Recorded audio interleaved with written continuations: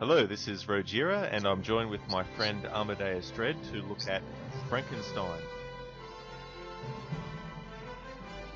Oh, hi everyone. I'm coming back to do a commentary after some leave of absence for health reasons, but I'm pretty much fit to sort of like do a commentary today. And fortunately, I think this is going to be the last one we're going to do this month. Oh well, that's such as life goes, I guess. And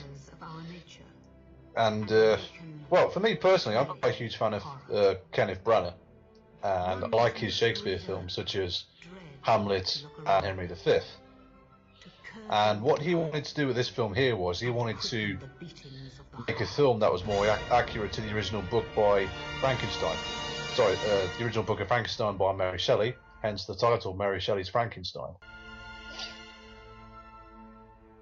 Now, as opposed to taking just... You haven't read the book, Rod? No, I've never read the book. And in fact, if I have to be honest, this is probably the only Frankenstein movie I've actually seen. I haven't even seen the Boris Karloff movie. I've seen one or two of the others over the years, and I've read a graphic novel version of the book, and this film pretty much reflects what I read in that book. And I think it might have been quite jarring for some people to see, because they were sort of like used to the whole image of, oh, Frankenstein does the monster's evil. It's got like those sort of like electrical bolts in his neck. Whereas this film sort of like didn't have any of that, and just sort of like tried to focus more on how the book was told. And I guess some people didn't take to that, which is why the film had quite like a negative reaction at the time when it first came out. Well, see, it's interesting you mentioned that, because I was only a kid when I saw it, and I believe I'd seen Dracula beforehand, and so that movie I found a bit better, even though it's sort of got a lot of scenes where it's going over the top of your head. But I think I found this a bit boring. But as an adult now, obviously I can see it with different eyes, and I have a feeling that I'll probably like it a lot more now. Yeah, it's not a film without its flaws. I mean, I think it does have one or two maybe pacing issues in them, and a couple of scenes that maybe do drag on for too long. But aside from that, I don't really have that many complaints with it. And in fact, whenever I watch it, I think, what is wrong with this film? Why do people hate it so much? And it's like, but I guess people just weren't ready for sort of like a serious departure from the traditional image of Frankenstein that they had in their minds. Yeah, it sort of gets ingrained in people's memories, and also their idea of what things should be, how they should look, and that kind of thing too. Exactly, yeah, and at the beginning of the book, as with the beginning of this film, we've got the explorer character played by Aidan Quinn, who's trying to reach the North Pole, and he meets Frankenstein, which actually what happens in the book is they spot Frankenstein from their ship with a team of huskies, whereas obviously in this beginning they ran aground and they're trying to dig the ship out. And that's funny you mentioned too with Frankenstein. Now, a lot of people think that the monster is named Frankenstein. And I know there's some people that say, well, technically it still is Frankenstein because it's, Frankenstein's created him in his image sort of thing. And I sort of think of it, well, it doesn't really bug me if someone says, Frankenstein is the monster, but, how do you feel about that? I think it's a common mistake, and in my opinion, the monster is the monster. I don't think it's technically Frankenstein. I mean, to me, that doesn't really make much sense, to be honest. Yeah, which is fair enough. And I sort of look at things from my past, like Castlevania, and seeing the Frankenstein's monster, and yeah, you sort of get that idea in your head of what Frankenstein should be.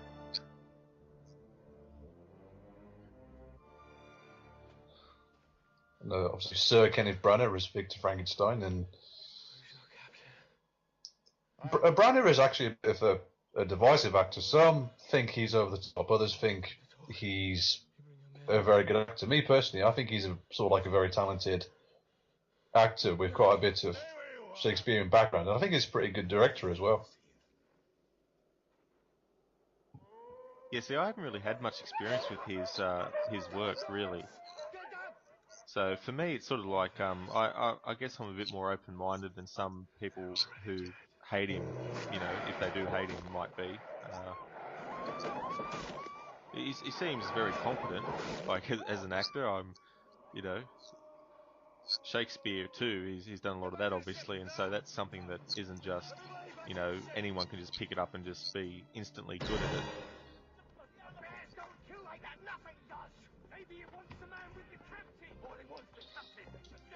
I think one thing maybe people don't like is the fact that this like could be seen as more of a tragic drama instead of a straight up horror film. When they are kind of maybe forgetting the point of the original story was that it was meant to be a tragic drama.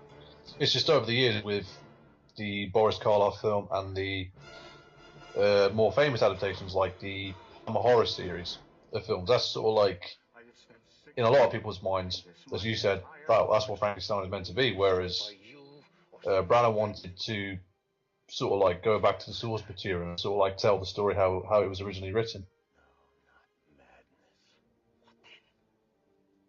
And it's interesting too, if anyone has seen it, there's actually a series called Prophets of Science Fiction, and they look at different authors or directors and writers and that kind of thing, and look at what they predicted and things that were in their stories that came true and all that. And they actually did, one of them was on Mary Shelley, and it was quite interesting to find out some details about her life and that. And I think that one of the reasons she wrote the book was because she wanted to show her like her friends, her peers, who were also some of which who were also writers, wanted to show them that she could come up with a really a really interesting horror story or something like that.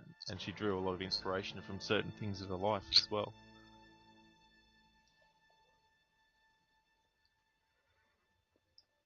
Yeah, and in this film we get more of like a backstory for Victor Frankenstein as well. It's sort of like shows his early life when he was younger, and just before he went off to study in Geneva. Yes, Geneva. Yeah, study in Geneva at university, and these scenes show him as a small child, living his idyllic life, which I think is quite important because it like shows who Frankenstein was before he became an adult and messed everything up for himself. Now, this actress here, I knew where I saw her before. She was in the first Highlander. She's actually Connor's uh, girlfriend, who's in the village, and she's one of the ones that wants to banish him when they find out that they think he's the devil. Yes, Celia Imrie is her name. Oh, is it? Yeah.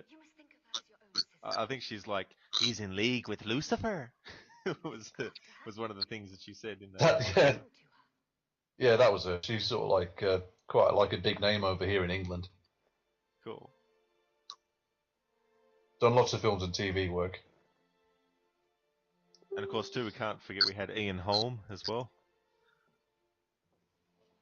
As Frankenstein Senior. I think that's kind of cool. Although whenever I watch these films, I sort of like can't help but think, sort of like, I mean, I don't know if anyone else feels this way, but whenever I watch like this film and sort of, or when I was reading the Frankenstein story, I thought to myself, if you've got a name like Frankenstein, which is to me sort of like a bit of like a sinister, evil sounding name, Yeah. you're gonna do something in life where everything is just gonna go wrong for you. Like just like to me, the name Frankenstein is just sort of like to me is just sort of like a creepy sort of name that like a normal person wouldn't be given. Yeah, it's like it's got some very sinister kind of connotation to it.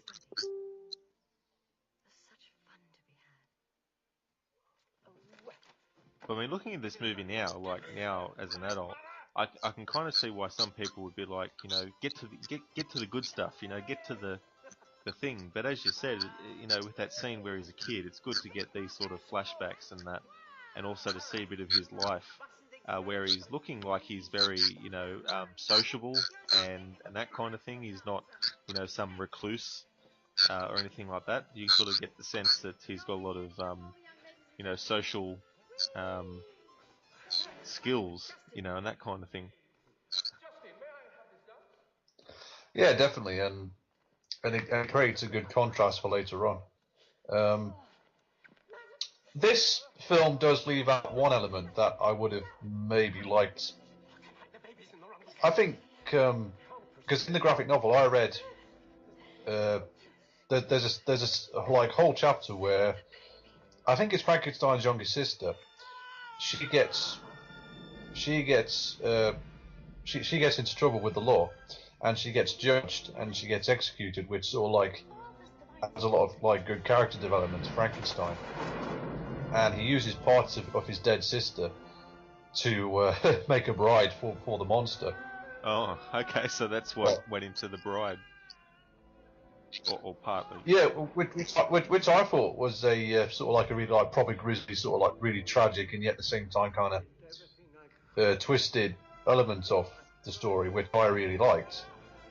And I think this film leaves that out. Like, I don't remember. I don't think there's any sort of like trial scene or anything like that in this film. And whereas for me personally, I would have personally liked to have seen that scene put into this film. And obviously here we get his mother dying in childbirth, which sort of like inspires him to find the find the answer to death. He wants to stop death. He wants to save those he loses. Like he wants to put a stop to it.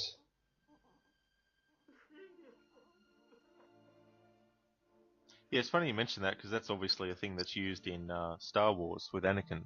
George Lucas decided to use that as a one of the reasons why he wanted to learn, you know, the dark side of the Force, because it could lead to him being able to stop people from dying.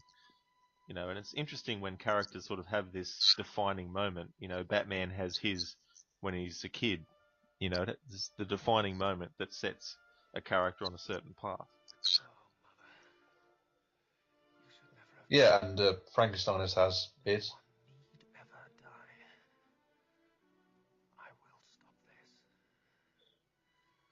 And it's interesting, of course, spoilers, but him succeeding in this, is sort of like a pretty cool thing in concept, if you know what I mean. But how he got there and that kind of thing is obviously, a different. That's where a lot of moral sort of things come into play. I mean, like there, he said, "I will stop this. I will stop this." And now, I think one of the key themes of this story is obsession. Like he's just obsessed. He's obsessed to like do whatever it takes to stop death.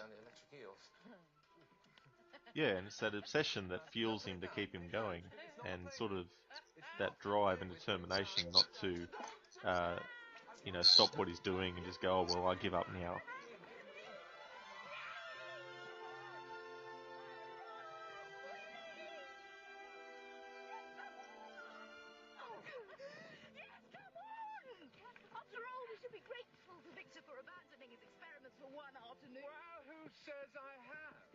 And of course, here we have Helena Bonham Carter. Yep, pre-annoying fame days, which I like to think where this is all like before she started playing the same role in every film she was in. Yeah. Like, I thought she was I think great as she's alright. Bellatrix. Yeah, in Harry Potter, yeah, and I don't know. I just think had she like done more roles like this, she would have, to me, been a more interesting actress. But now she's just gothic and quirky in everything that she does. Yeah, it's interesting, like, because obviously she was married to Tim Burton for a while, and they've divorced now, and that, which is not, it's like neither here nor there for me. But it's I another didn't other think topic. I didn't think they were married. I think they were just domestic partners. Oh, they could have been. So it shows how much I really pay attention to that kind of to that kind of thing. But um, See, it might be a case too, like with Tom Cruise, I think, and Katie Holmes, where sort of wanted to, you know, restrict, maybe not intentionally 100%, but restrict what sort of roles that were done. And maybe Tim Burton with Helena wanted her to do more sorts of, those quirky roles. Kind of like, oh, you should do these; they're more suited to you, or something like that. Yeah.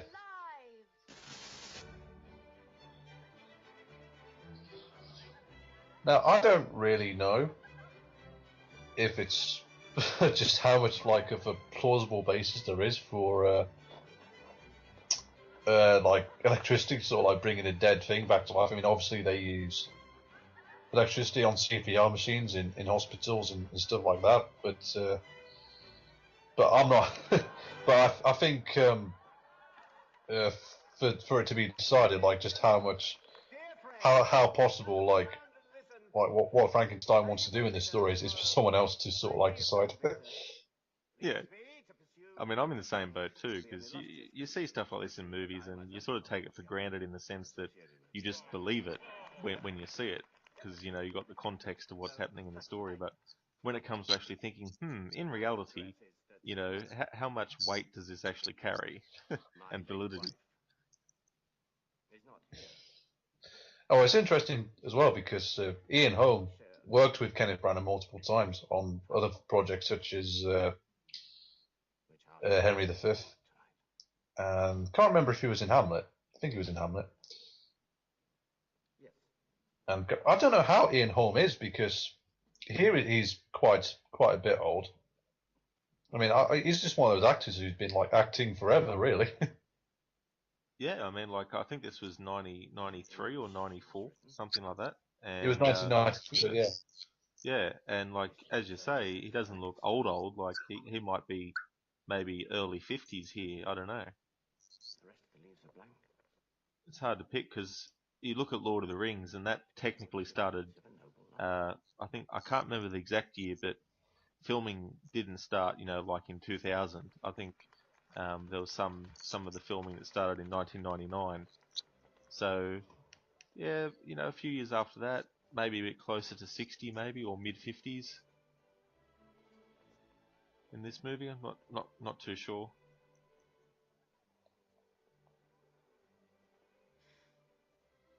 We'd better go in before they miss us. Just a little while longer, please. I don't know when we'll be alone. It's interesting to think as well that both Helena Bonham Carter and Kenneth Branagh, they were both in Harry Potter. I shall miss you laughing. Branagh played Gilderoy Lockhart. I'll miss you making me That's what I love about having seen the Harry Potter movies now, because I didn't actually see them until basically Half Blood Prince had been out for a while. So, So I came to the Harry Potter craze late, but I just love in movies now where I see the connections between which actors and actresses have actually been in Harry Potter and also been in heaps of other movies together too. I won't Yeah, and Emma Thompson, she was in Harry Potter as well. She played Professor Trelawney, and here at the time, she was actually Kenneth Branagh's wife. But he Yeah, started sort of like having an affair with Helena Bonham Carter while this film was in production, and unfortunately, him and Emma Thompson they both divorced not that long afterwards. yeah, which is fair enough. And he was like in a domestic partnership with I think Helena Bonham Carter for about 6 years, and then she became partners with Tim Burton. I want more than anything else in the world to be your wife. But as long as you're away, I belong here. I want to make this house live again.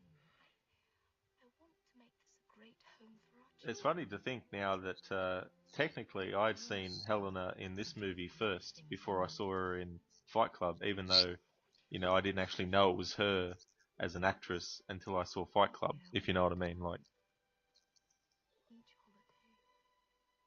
holiday. because I completely had no idea that she was even in this. Then on our That's fair enough.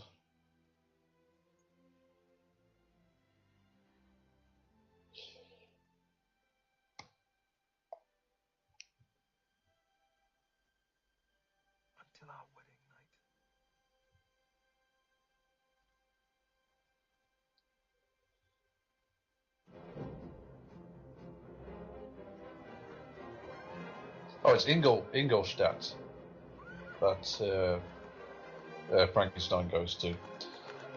I think he's originally from Geneva. He doesn't go to Geneva. He's from Geneva, and it's Ingolstadt University he goes to learn how to be a doctor.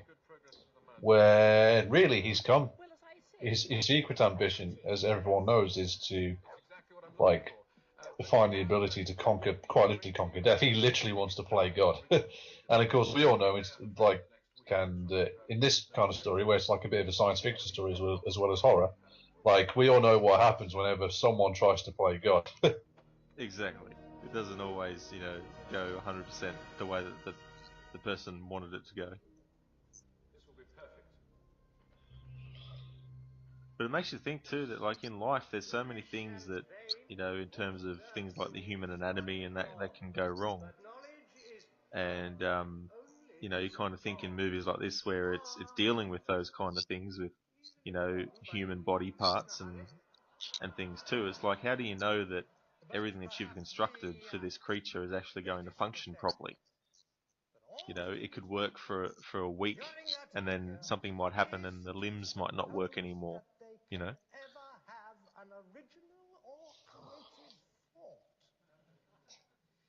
The thing is, Victor, he can only see, I think, about 2 steps ahead. He's not really sort of thinking about, what would happen, what might happen if he actually succeeds in doing this.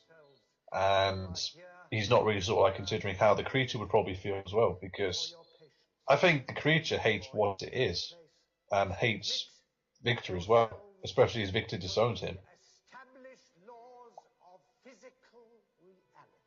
That's the thing, It's like in terms of his thought processes too, like the monster's thought processes. To think that he's just going to be some mindless thing that doesn't, or at least something that begins to be, starts off as weak-minded in a way, and then ultimately, learns things. I think it's quite arrogant to think that, oh yeah, this creature's just going to be easily controlled, and if I abandon it, it's not going to worry it. It's not going to have any effect on it. Another Swiss. Mr. Frankenstein. I do think Kenneth Branagh was going into a bit of a no-win situation. I mean, like hardcore fans of the Frankenstein films beforehand wouldn't have liked this film. I think by 1994, a lot of people wouldn't have been that familiar with the book, which is so they probably wouldn't have known that this would be sort of like more of a faithful adaptation. But Branagh, he just stuck to his guns and said, "Nope, I'm going to do the film that I want to do," and he still says he's quite proud of his work on it. Actually, it's funny, it made me think, because this is actually, it's got obviously Mary Shelley's name is above the title. And I wonder if there were some people that had no idea that she even wrote the novel, and sort of they might go, "Who's Mary Shelley?" Like, they might think it's a director, like the director of it, or this is Mary Shelley's version of Frankenstein. In fact, that's just the sort of thing I'd expect a perfectly rational person to say to a complete stranger. Henry Clerval, by the way, and I'm completely crazy. Victor Frankenstein. Of Geneva. Of Geneva. Yes, I know. Why don't you look where I'm going? That's Schiller. Ornament of the playing field. Really? He's new as well. You can tell because he goes around looking at things with his mouth open. What are you here for? And in the book, or at least the version of the book that I read, Frankenstein's a bit more brooding, whereas in this film he's a little bit more energetic. And I mean, this film is sort of like more closer to the book, but obviously it's sort of like made a few changes, as any adaptation has to, really. So I suppose you could argue as well, like book purists who are like huge fans of the original book probably wouldn't have liked this film either for the changes that it made. Yeah, and when I think about that kind of thing, I can understand it from a point of view of different franchises and things, like that there might be some kind of thing like that. But when I look at this movie, I don't have the other movies in my mind, if you know what I mean, like, because I haven't seen them. Even the Christopher Lee ones, I've seen bits and pieces in James Rolfe's reviews of them for Monster Madness, but I've never actually sat down and watched the entire film. of a lot of the Frankenstein movies that have been made. So I sort of don't have this, well, that's not how it was done in the other ones, sort of thing.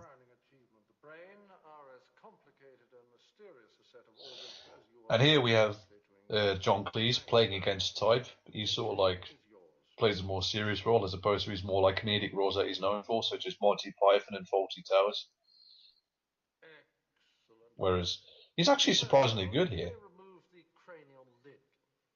Yeah, it's interesting when you have actors that people think of as only being one thing and finding it hard to accept that they can do something serious. Well, there's heaps of actors like that, Robin Williams and Jim Carrey even. He's another comedian that people, when he first started doing some serious stuff, thought, Jim Carrey not doing a comedy? What's going on here? She's dark, sleek and beautiful, and always wags her tail whenever she sees me. Her name is Putsy, and she's the friendliest sheepdog that I've ever known. P.S. Elizabeth. Dream how your hair shines in the moonlight. Of how your lips taste, I dream of your arms and of your breast and of the time on our wedding night when we will be alone together at last. What else does it say? It says I'm working very hard making lots of new friends. More coffee, anyone? Ooh, his teacher's angry because obviously in these days,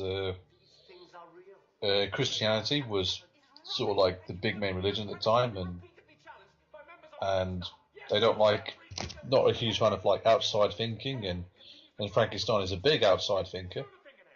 He's sort of like thinking outside the box and saying, no, we can do it if we do it like this, and his teacher, who's sort of like a bit of a fundamentalist, isn't interested in what he has to say.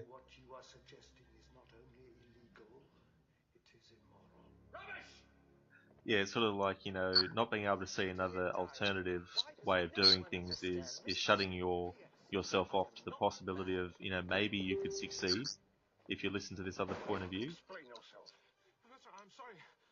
Listen, I came here to learn all about the new science, about galvanism, Franklin's... It's like, I think that even if ultimately it doesn't sound like something that might work, I think it's, important to at least try, to do what a person's suggesting. We're on the verge of undreamt of discoveries if we only have the courage to ask the right questions. Now, you must help me. Like, oh no, you can't do it that way because that's not the way it's always been done. This is the only way it can be done. And it's like, why? Yeah. Because majority people Yeah, think that's the only way. Yeah, that pretty much sums up the mentality at the time. I mean, it's like it's why we have a lot of inventions that we have now, it's because people, looked at a different way of thinking about things and came up with something new. Lock the door.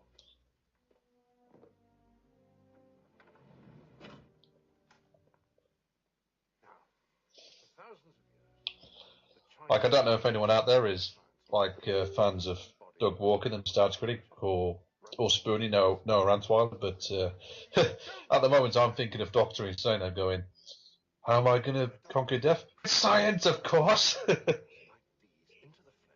With science.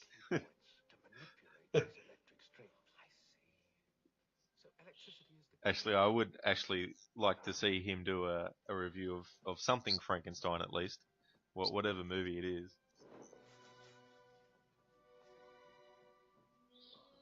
That's quite quite grisly. It's it's a hand. I thought it was a dead cat or something. Okay. He's using electricity to move a hand around, which is basically saying, it is possible. How do you do?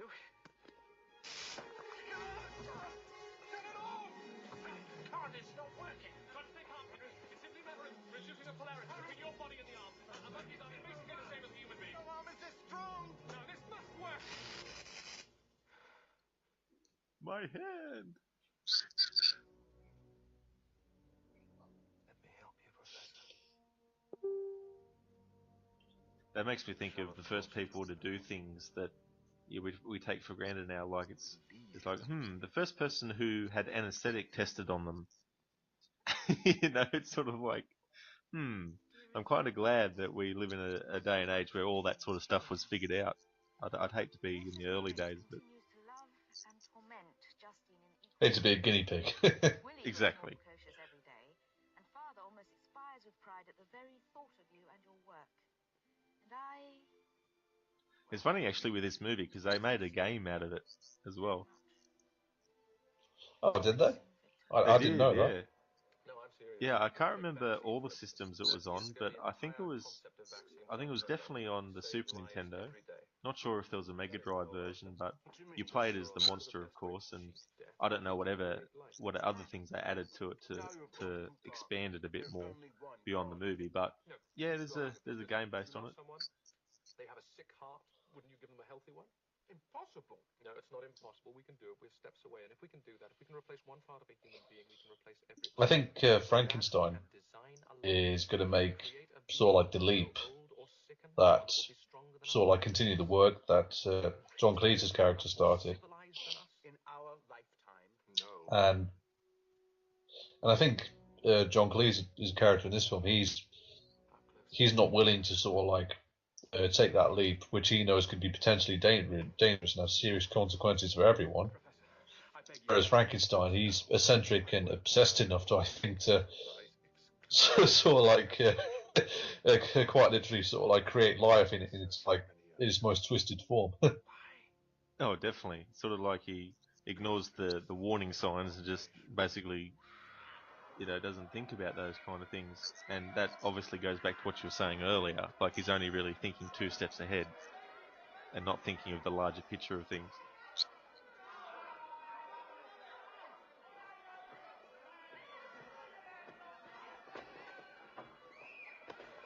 You're not sticking that in me. It's got a pox in it, I hear, Selden. Pox? They've given us That's pox! right, pox. It's not pox, it's a vaccine that will prevent a plague in this city. What's that? It's a tiny, harmless amount of anti-smallpox serum. Ah, you just said pox!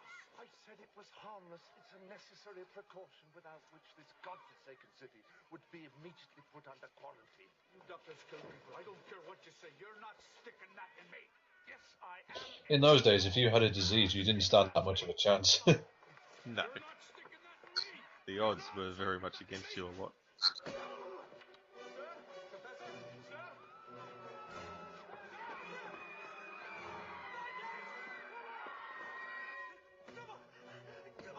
Professor? Sir? No use, Victor, he's gone. I wonder what lens they're using there. It looks like it might be a fisheye lens or something. I don't know. That just looks like an interesting shot there.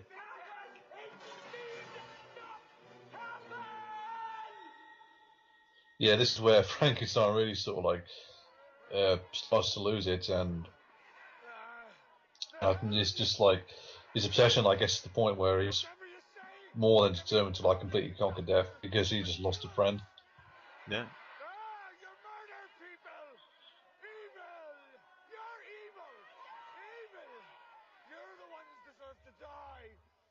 God will punish And that's Robert De Niro. Robert De Niro. Yeah, I was just thinking that actually. I didn't notice that till now either.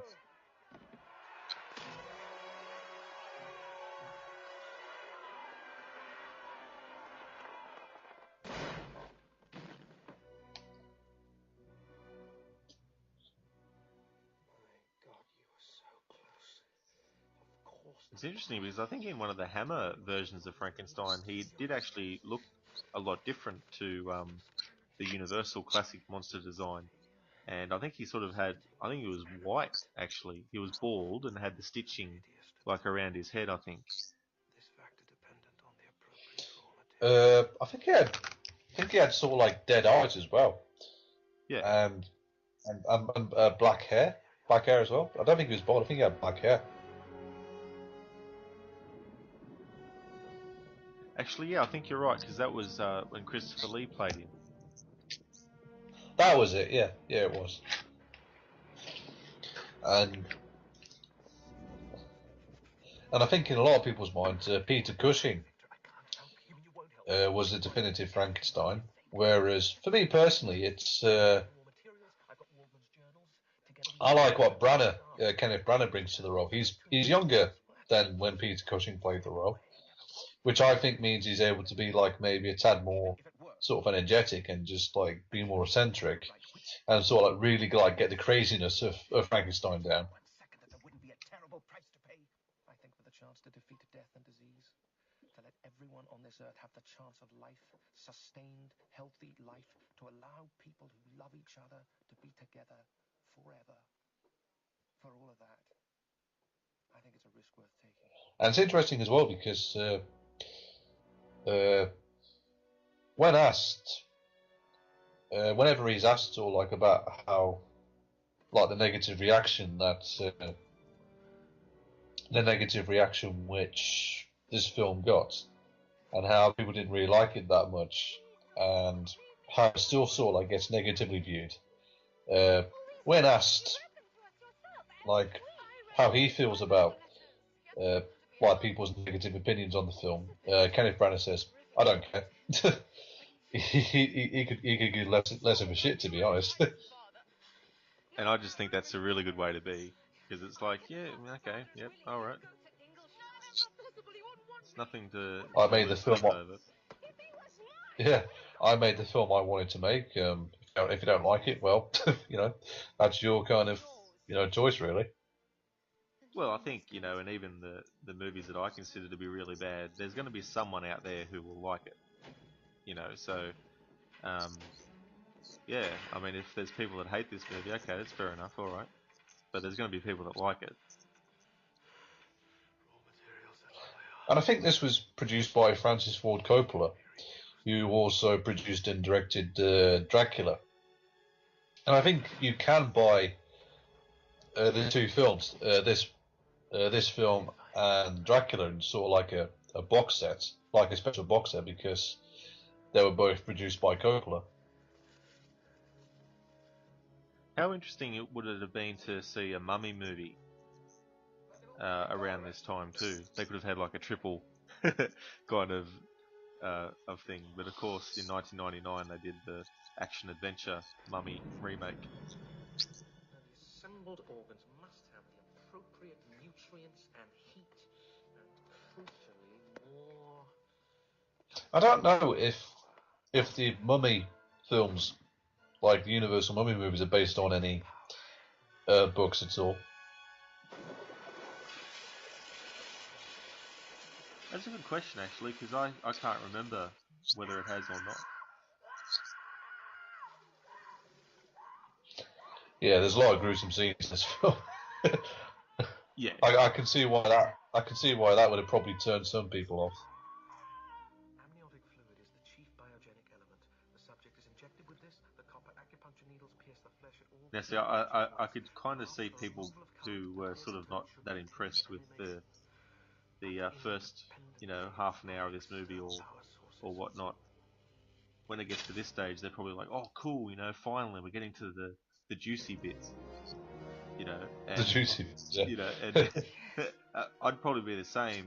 When I watched it for the first time, I probably would have liked these kind of scenes, but not so much the others. But now when I'm watching it, I appreciate the other scenes a bit more now, because you understand, or at least I understand now, obviously the context of him, his intentions, and all that kind of stuff too. So it's something extra to appreciate.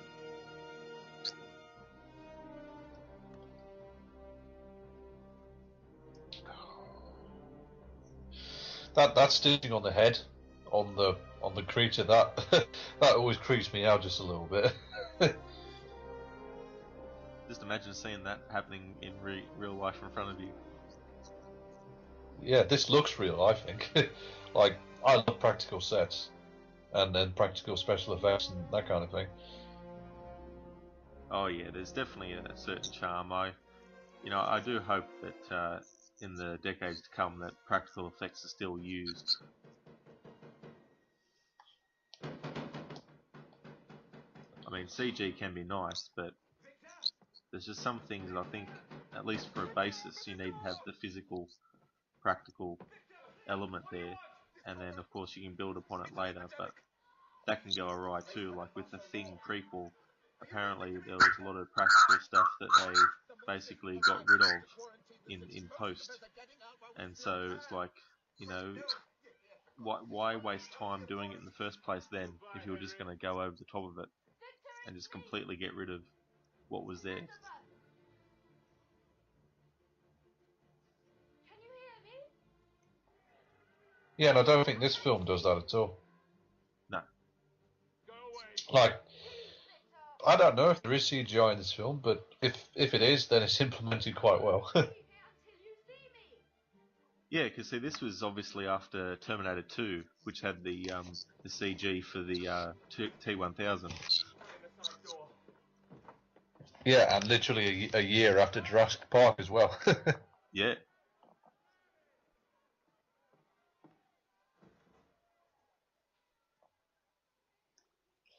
Brain in a jar. Yeah.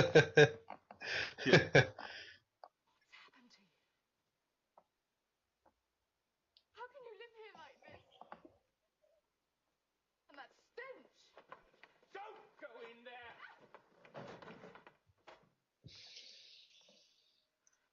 We had to leave. It isn't safe. No, I have to stay. And I suppose if you hadn't had any word from someone who you care about, and you came to see them in this kind of place, and he's got like a brain in a jar, you would think, what's going on? Oh yeah. Yeah, just like what the hell's been going on here? I mean, what kind of twisted stuff are you wrapped up in here? Yeah, so backs away slowly, runs out the door.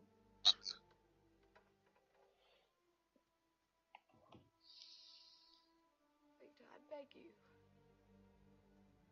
It's funny, there's a lot of stories that have the thing where you got someone that's really gung-ho about what they want to accomplish, and unfortunately any sort of other relationships get pushed aside because it's like, no, I want to get this thing done.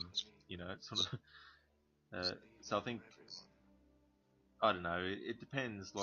If you had someone who could understand that, I suppose, but obviously in this story it's, he becomes so obsessed with his work that I don't think there's any woman in this time period that would have been like, yeah, okay, I'll go along with you.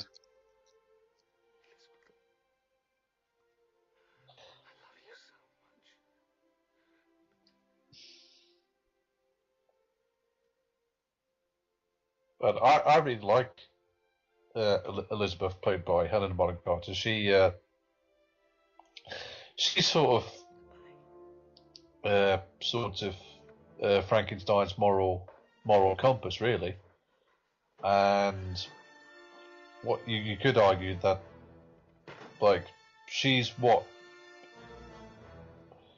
he could have, maybe what he should have if he just for a moment just stop and thought about what he's doing, and just stopped with this crazy obsession of his, and just tried to lead a normal life.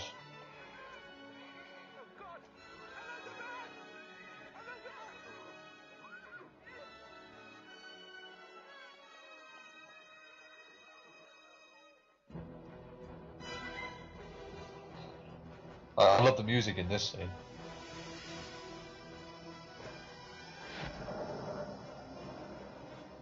Yes, you can see it very matches his excitement.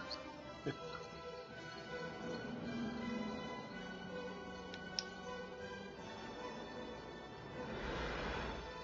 I guess too, I think in other versions, like Victor Frankenstein is more, in this, as you said, he's a bit more energetic, and he's not sort of just wearing, very official clothes, if you know what I mean. Yeah. Yeah, this was when Branagh was in his prime and he had a six-pack. And he was always always wanting to show it off for the ladies. Yeah.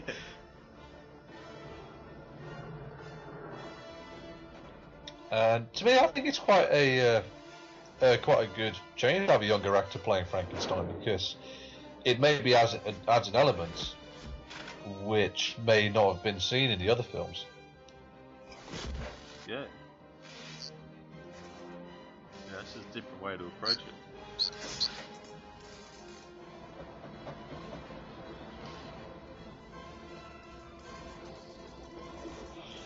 And of course, in the story of Frankenstein and all the films, and even in the graphic novel version that I read, he uses a bolt of lightning to bring his creation to life. Whereas in this film, he uses, by the looks of it, he uses electric eels. Which to me makes more practical sense in one way, because you never know when and where like a bolt of lightning is gonna strike, and it might not ever happen. And especially in these days, like the 1700s, when like there was no like way to predict the weather at all. No. Just couldn't predict the weather. So it makes more sense to me that Frankenstein would be clever enough to think, oh wait, no, mate, but I'm not going to stand out in the rain waiting for a bolt of lightning. I'm going to use something that makes practical sense. Yeah. Otherwise, there'd be a lot of scenes of waiting around. Like, I hear thunder, quick.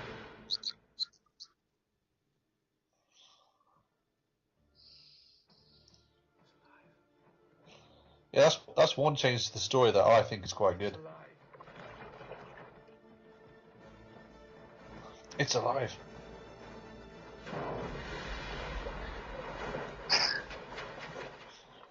It's alive.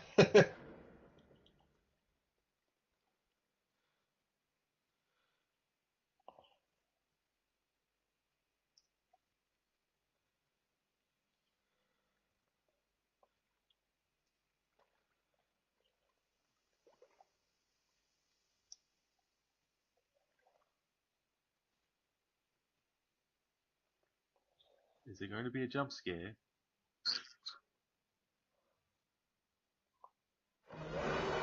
Yeah. Yep.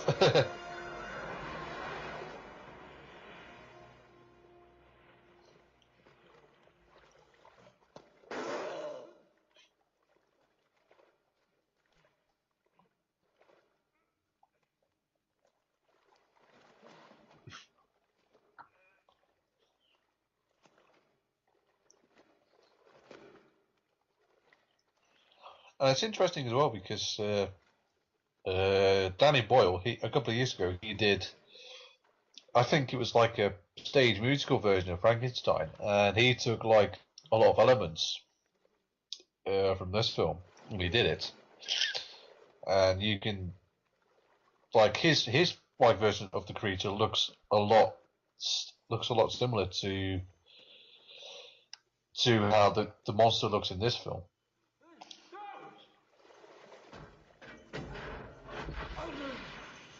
Ouch.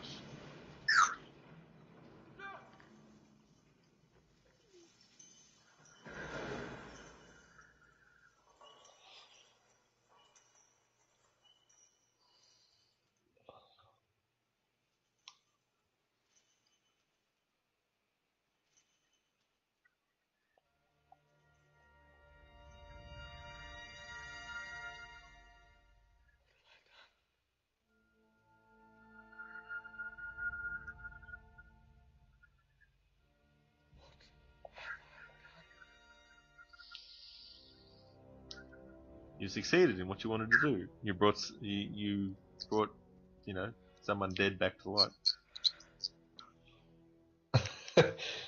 Now pay the consequences. Like, yeah, I'd like to put a defect notice on this monster, on this creature.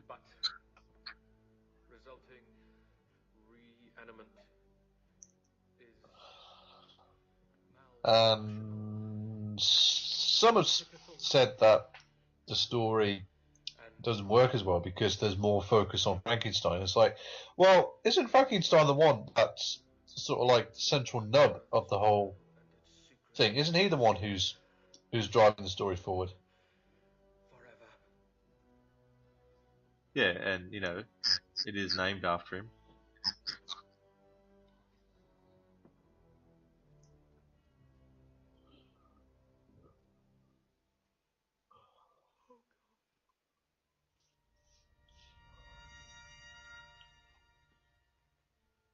Yeah, I don't know, really. I mean, what do you want to do? Sort of like just look at the amount of screen time he gets and then compare it to how much the monster gets and, you know, do that kind of thing. It's like, you know, we've followed this character up until, you know, now, where the monster hasn't been in existence yet. And I don't know how long it takes in the other version for that to happen, but, you know, at least we've spent a bit of time with this character before all this happens.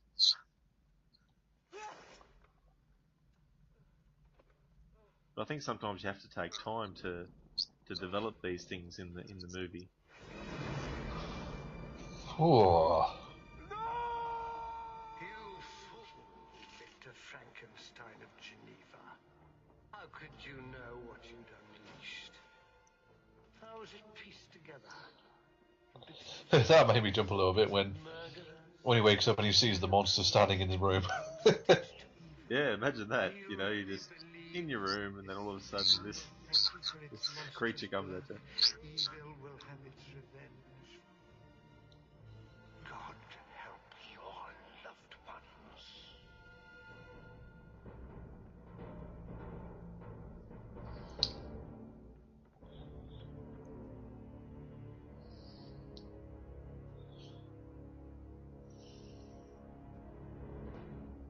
Now it's funny the whole idea with how he, you know, spoiler if you haven't seen this, how Frankenstein's monster ends up with the old man. Isn't he blind in this? Yeah, he is. Yeah, The old man who helps the creature is blind. yeah. It's kind of interesting because I don't know how many other movies that's been used in and other stories, but I know something similar is in one of the Halloween movies. Apparently, I think it might be. I'll probably get shot for people who actually know these later sequels, but I think it might be 5 or 6. I think it was Halloween 5, and Michael Myers ends up with this old man, except he's not blind, but he sort of is there for a year, I think, just basically staying with this old man in his shack.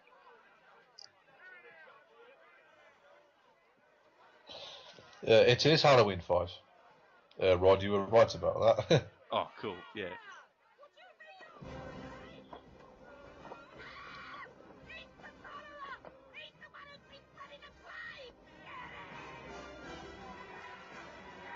Get him! Get your pitchforks! Get the torches! Yeah, but I think even today, if you did see that, just walking around the streets, you would sort of be a bit afraid, I think. Well, I think the first thing people would do is bring out their smartphone and take take some video footage of it.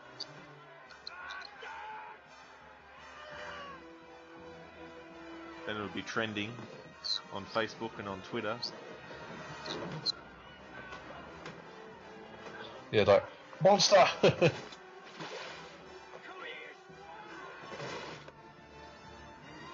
you have monster rights activists coming out of the woodwork. Monster rights activist.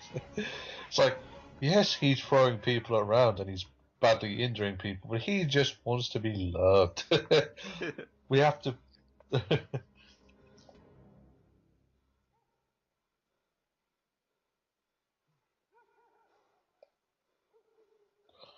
And some people say they don't like this film because it makes you feel sorry for the monster, whereas in other versions that isn't what happens. But I don't really see how that's a problem, to be honest.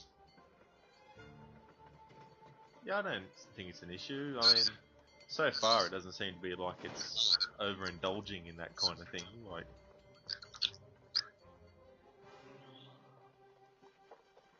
it's not sort of in your face about it.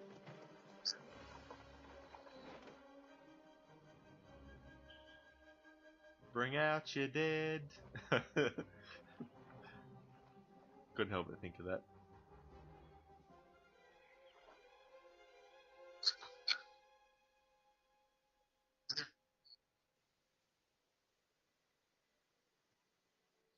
There now. Easy. Easy. Just a bit. That's it. Oh.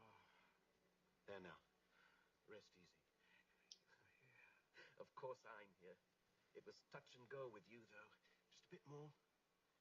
I feared cholera. Turned out to be pneumonia. Yes?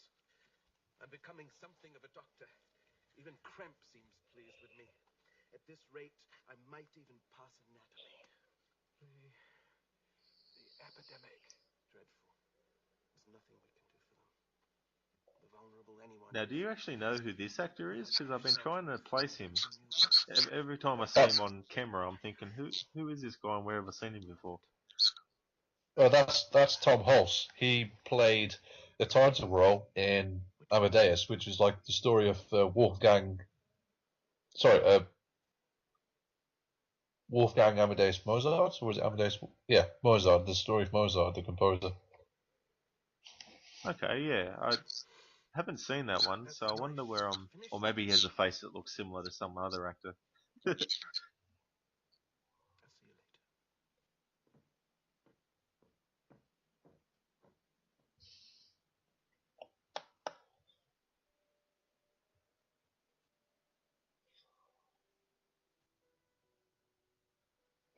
And in a minute, Frankenstein's going to realise, oh shit, there's a thing I created running about the place. Yeah, that's right.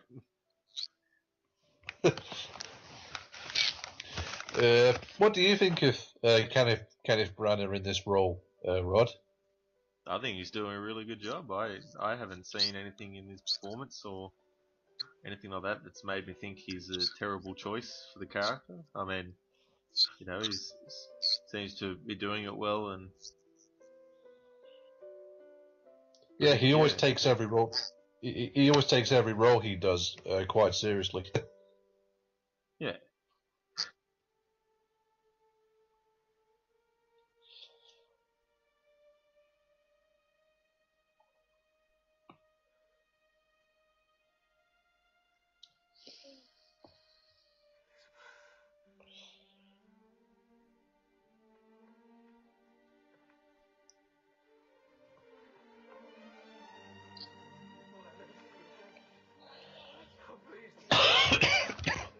Oh, excuse me. Victor, I don't know what you were working on. And I don't want to know. But it nearly killed you. It's over. It's finished. It should never have started. It's dead. It's not over yet. It's dead. It's not over yet, and I think at this point in the story, Frankenstein just really just wants to forget about what happened and just try and just try and forget about what happened and maybe try and live that normal life he probably should have had. But I like how we see uh, the journey the creature goes through, because in the version of the book I read, it's like all told like through flashbacks from the perspective of the creature, whereas in this film we see the journey the creature goes through as it unfolds, which I think was a good change to make. Instead of like telling it all in like one big exposition and in like one long flashback that would have probably gone on for too long. Yeah, I think for a novel it works, but I think for a movie, you definitely can't just have the entire thing be flashbacks. But yeah, you're experiencing what the monster, his journey as he goes. So it's feeling like something is happening rather than, oh, this is what happened. Yeah. I mean, I really enjoyed the graphic novel. I did really enjoy reading it, but I can accept the changes that the changes to the story that they made. Because for me, if it makes more sense from a narrative point of view, then do it. Because if it benefits the story, then do it because it benefits the story. I mean, if there's something there which doesn't benefit the story, then don't do it. That's which is like the basic rule of any free act structure, really.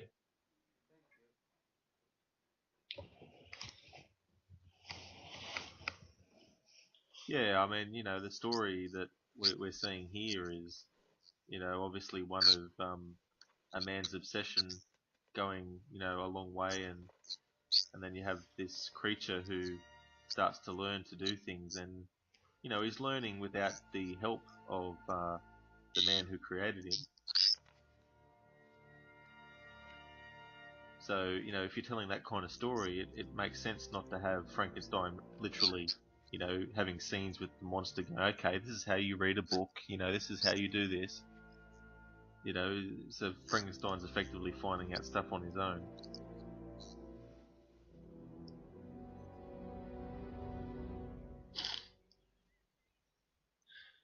And the old man in this is played by Richard Briers, who was acted in films for about 50 odd years actually, and he did a lot of Shakespeare. We'll sell another pig at market.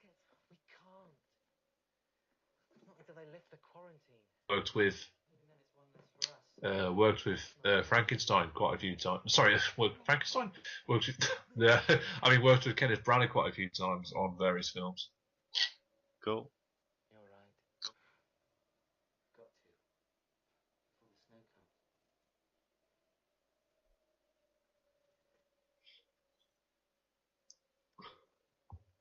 Come on then.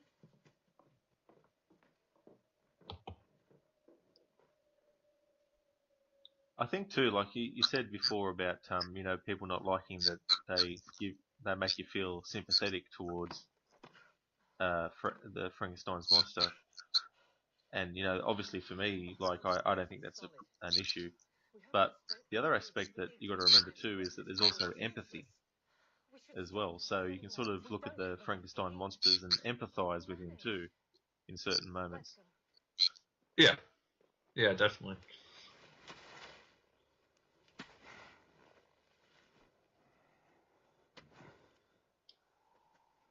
I really like the makeup on Robert De Niro as well. I think this is well, actually, no. I think the thing about Robert De Niro is whenever you generally see him, in a film, you kind of like instantly know it's him. Whereas this is one of those films where it's a role he quite literally gets completely disappears into. So I'm never always thinking in the back of my mind, oh, it's Robert De Niro. Yeah, he's really getting into it, and you do forget. Like, I have to remind myself sometimes. Yeah, he did play, like, thinking about him being in it at all.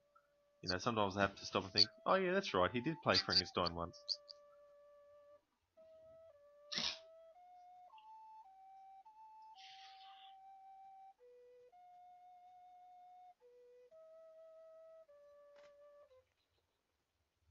But yeah, I think the makeup and the design and the look of Frankenstein's monster in this is really cool. I think it would look stupid if it was the Boris Karloff version walking around in this setting and like in the way that this movie is made. Yeah, sort of like he's sleeker and lot sleeker and less cumbersome. Yeah. And people are like, oh, that's not the traditional image of the Frankenstein monster. And it's like, well, this is a different take, and if you don't like it just because it's different, then well, I don't know what to say to you. Well, and the other thing too is like, for me, I haven't read the book. So, but when I hear you say that some people said, yeah, it's not the original image, I can't help but think, have they read the book? Because I don't think, even though I haven't read the book, I'm pretty sure it's not described the way that it's done in the Boris Karloff version. Well, in the graphic novel I read, there's quite a few like cool images of how the monster looks, and in this film, Robert De Niro doesn't look anything like how he looked in the graphic novel. Whereas me, I honestly don't really care, to be honest. I mean, I would have maybe preferred sort of like maybe something like close to how the monster looks in that version, but I'm not gonna sort of like, it's not something to complain about, really, to be honest. I mean, if I did, that would just be nitpicking. Yeah. And I think nitpicks are things that are, they're just, yeah, okay. Yeah, you notice the nitpicks, but they're like continuity errors. Sometimes continuity errors don't matter. You know, it's like, who cares if in one shot, you know, there's a teapot that's in one position facing one way, then the next shot, you know, it's facing a different way. You know, who gives a shit? It's like, as long as what's happening in the scene in terms of the narrative and the acting is going fine. Yeah, which is why I like how instead of flashbacks, we see sort of like both sides of the story. We see both Frankenstein's story and we see the monster story sort of like unfolding and sort of like, and it'll get to the point as well where they'll intersect as well. Yeah.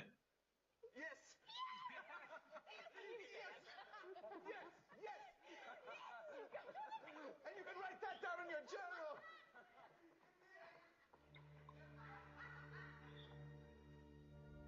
But of course, Frankenstein is thinking in the back of his mind, where is that thing? I need to find that thing and kill it. Yeah, it's like, you know, you'll have to face up to it eventually. It's not something that she can just, you know, go on as if it never happened. I guess that's the lesson too in this. It's like, you know, if you've got to take responsibility for your actions, and if you don't, you know, there may come a time where you're actually forced to accept responsibility.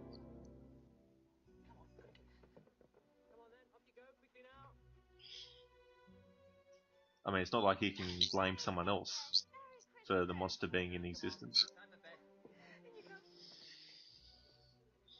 You can't say, well, it was so and so, you know, they did it.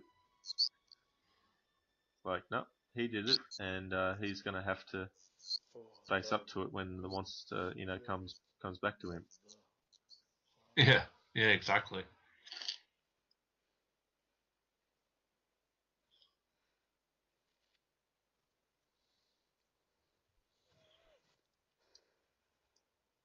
And I guess the other thing too I just thought of is the way that the monster's going about things now.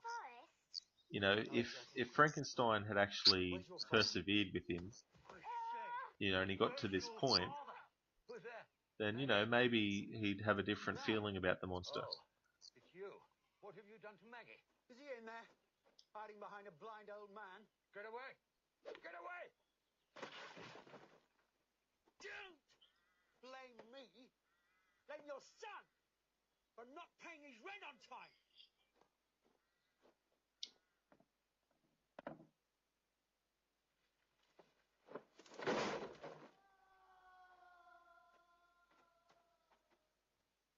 My God. Thank you, my friend. Thank you so much. Won't you come and sit by the fire? Now it's interesting this, you know, you look at the man who's blind. It's like, you know, he doesn't see the monster, so he's not thinking, you know, how grotesque is this person. No, he's just taking him based on the you know, the action that he did and that kind of thing. Yeah, yeah, exactly. I mean, like he just helped him, and he's sitting down and talking to him, and the monster's probably thinking, you know, this is the first time like anyone's ever sat down and spoken to me like as a normal human being ever since this happened to me. Yeah. Why? And this is pretty much how it happened in the graphic novel that I read. I think the blind man, he gets attacked by someone. The monster helps him, and they sit down and talk to one another. And then the family rushes in and sees him and casts him back out. I can see you with my hands. If you trust me.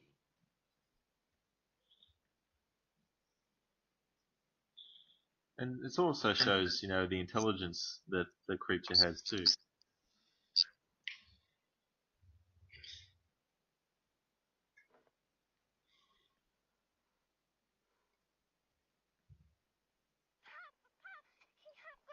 Look, Grandpa! What was that noise? Tell me what the noise was. What happened, Maggie? And of course, you know, I'm sure they'll think that he was the one that did whatever the other guy was doing.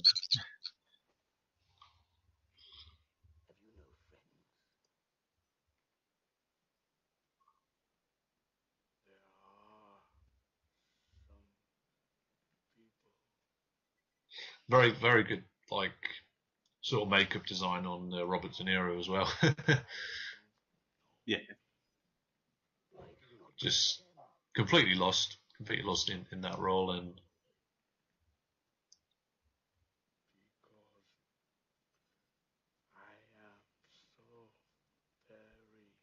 maybe this kind of like came out of left field for quite a few people who are fans of Robert De Niro.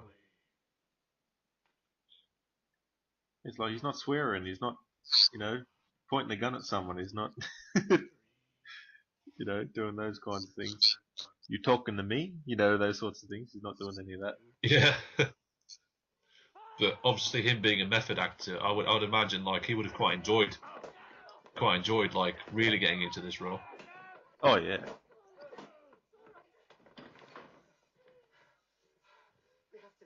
Another movie that he was in that I really recommend people see is Awakenings, which also starred Robin Williams.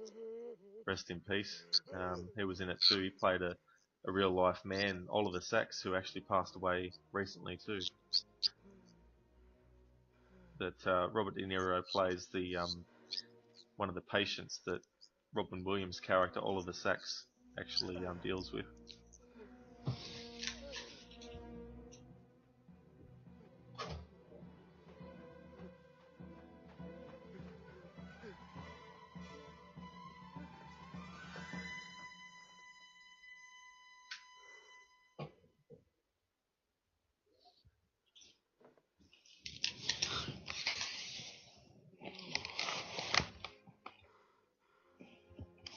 It's like I think he realizes, oh, I know who did this. I've got to find him, and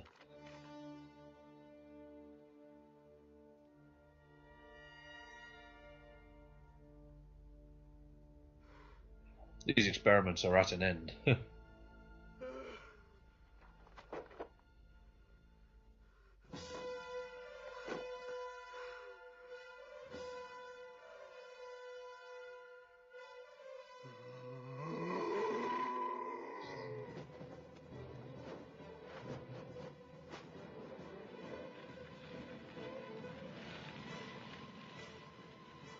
I will have revenge.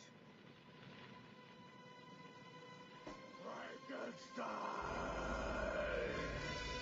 Ooh, he's going after Frankenstein now.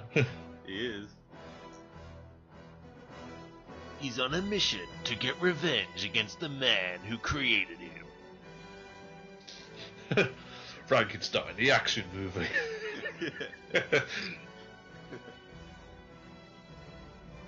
I think this film has got really good cinematography as well. Like every scene has just got like a good color palette to it. Yeah, I was thinking that earlier too in the film with a lot of the locations too, and even the sets, like especially that inside of the set where you had the big staircase. That was quite an interesting design. Quickly! Quickly! She's here! Willie! What's your letter? We got your letter. It's the first one I was allowed to read. Congratulations, Elizabeth. I'm happy for you. Justine. Oh, is that the locket? Oh, look how handsome Victor is. Elizabeth, can I take this to show Peter? Yeah, but Willie, it's not a toy. And of course now, Victor's come back home with Elizabeth, and they're planning on getting married. You idiot. Pay attention. Yeah, doing the big M. Getting married. Yes, Mother. Oh, what's wrong? Nothing. And Leave it. I'm not going to say what happens, but let's just say that this does not end well. Yeah.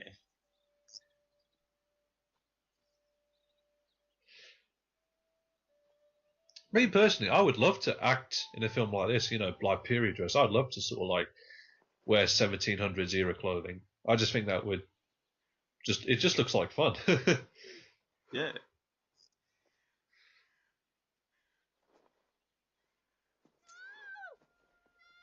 And of course, the creatures arrived in the area where Victor lives. Yeah, he's in his hood, so to speak. Frankenstein. He knows he's on the right track. Is he, Willie? Isn't he back yet? Claude rode over to find out if he'd lost track of time, and they say he never Me personally, I'm looking forward to seeing a TV series that's coming out next month called The Frankenstein Chronicles, which stars Sean Bean as a detective investigating a series of brutal murders.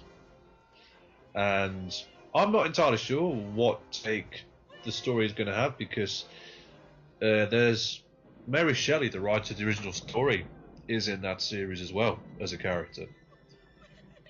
And I don't know if the story is going to be about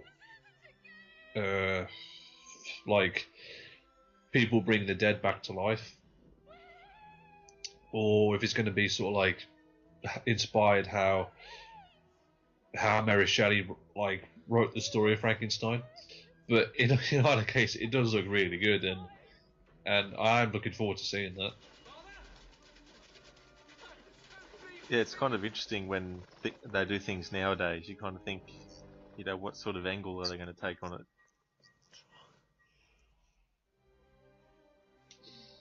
And I wonder if Sean Bean will actually die for the first time in a series or movie in that series. Because he's never died in a movie before as a character, right? No, Sean Bean, he always lives. He's quite known for always surviving at the end of a movie, actually. Oh, that's right, he is too, yeah. Maybe in an alternate universe, but we all know that he dies quite a lot in his movies. Yeah. For those people who thought we were being serious. Elizabeth?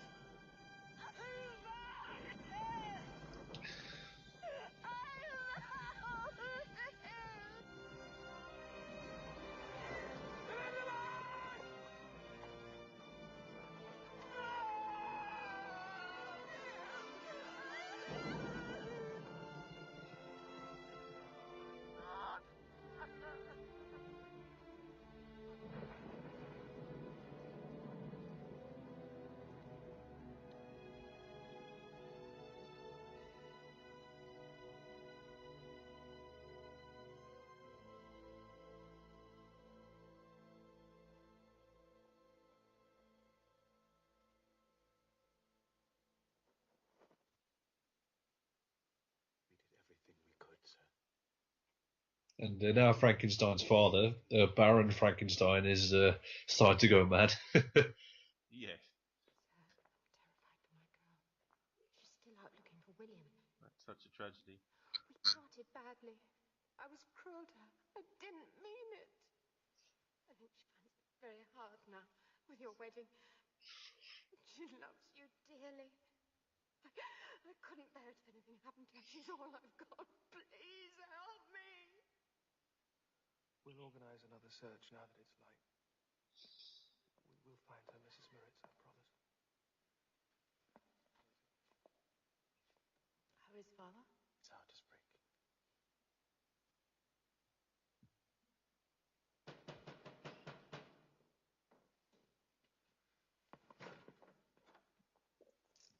Mr. Frankenstein, we've apprehended the murderer not 5 miles from here, hiding in a...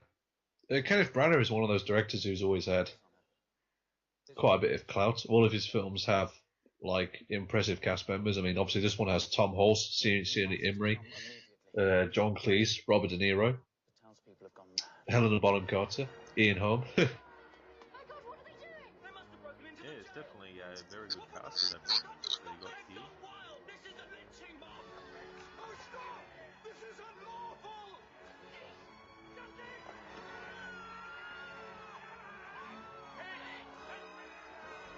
Of course, we know that she didn't do anything.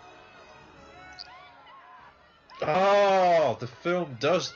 I apologise for what I said earlier. The film does have that element to the story where Frankenstein's sister is tried for doing something wrong, and she quite tragically gets executed for it. And it's such a sad element to the story. It's actually one of my favourite. I mean, I know it's kind of strange to say that a sad element of a story is one of my favourite elements of the story, but this was one of my favourite elements in the graphic novel, because it's just so sad and sudden, and adds a lot of sort of like a twist and a lot of like character development to Frankenstein, and really just kind of just like, you know, it's just just adds more to the story as well, I think, and I'm so glad that the film left that in as well.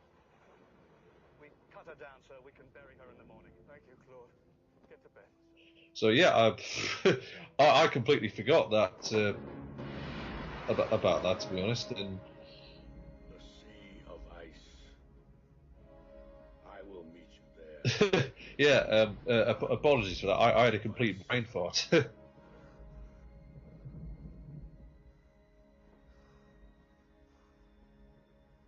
That's okay. I don't think there'll be a lynch mob after you. Yeah.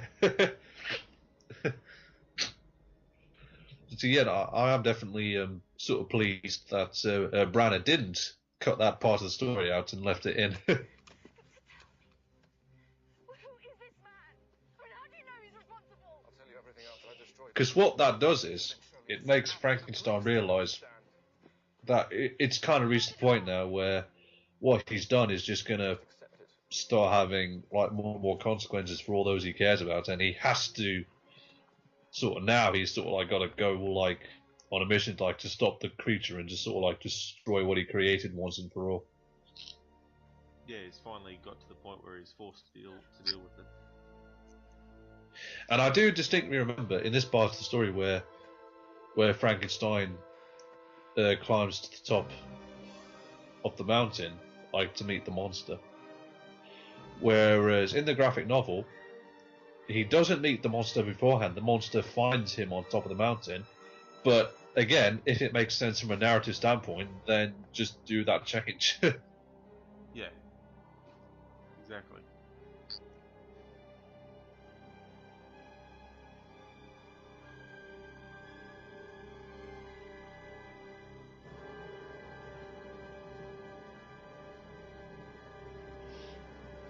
Actually interesting what's going to happen with the classic monsters like Frankenstein and the Mummy, because they have a planned universe just like the Marvel cinematic universe. And at one point I think they were going to turn it into like an action adventure franchise. Yeah. So I don't know how that's going to work with Frankenstein if they do go that route.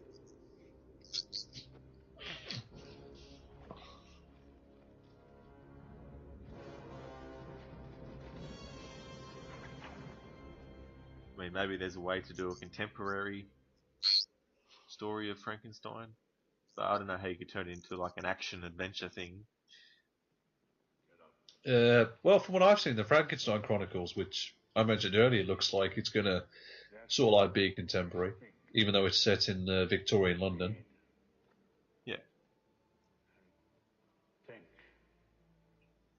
and know the ways of man. How did you find me? I used Google. Your journal. I use Google. 1794. Yeah. No. You murdered my brother, didn't you? I took him by the throat. One hand. And of course, Frankenstein feels as though he doesn't owe him anything. The ground. Slowly crushed his neck. And Yeah. as I killed him, I saw your face.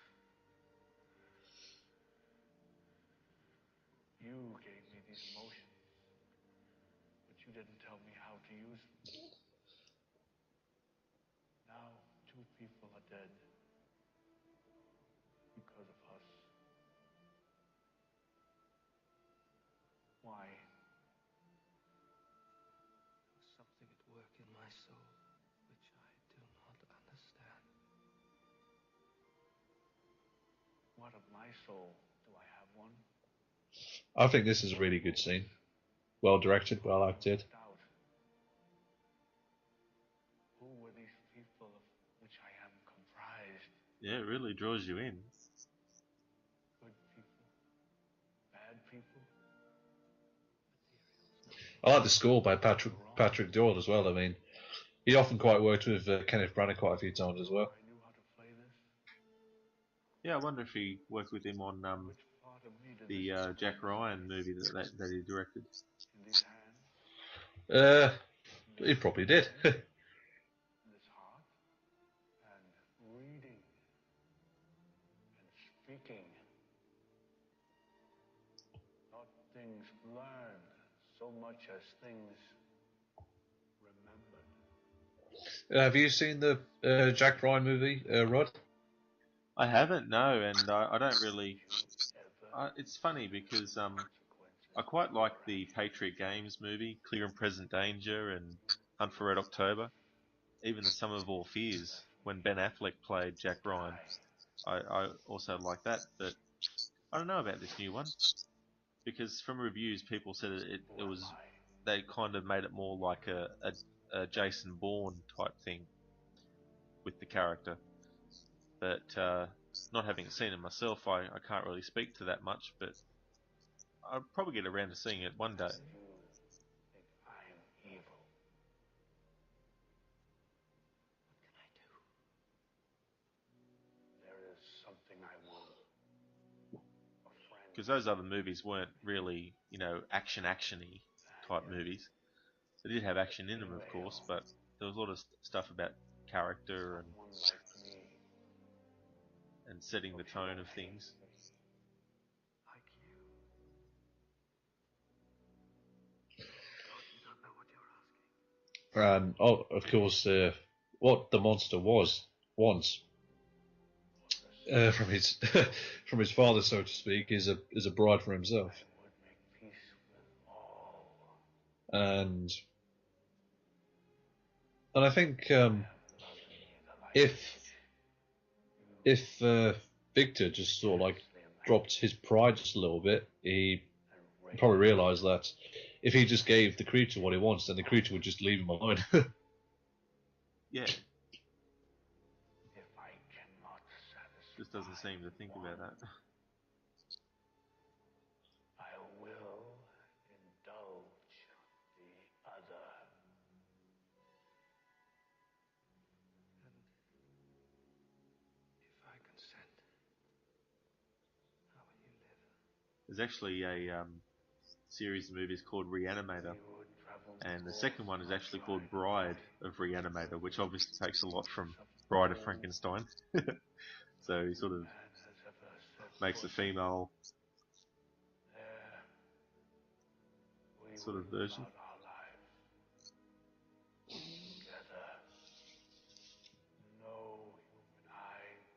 Character who's found a way to bring the dead back to life through a serum.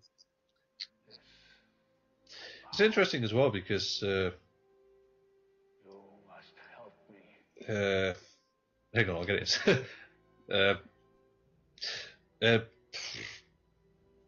I know what I want to say. Give me a second. That's all right.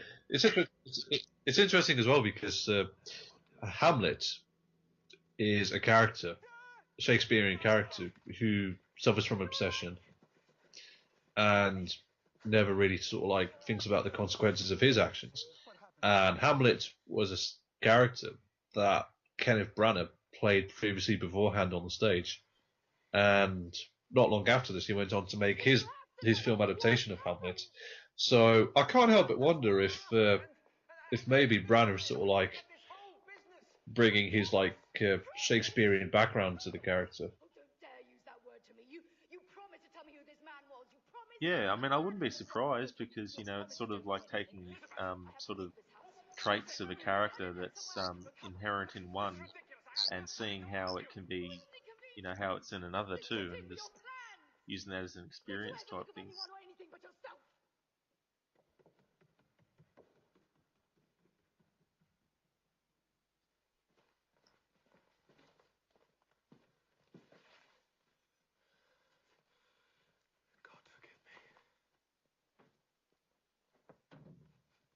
God forgive me.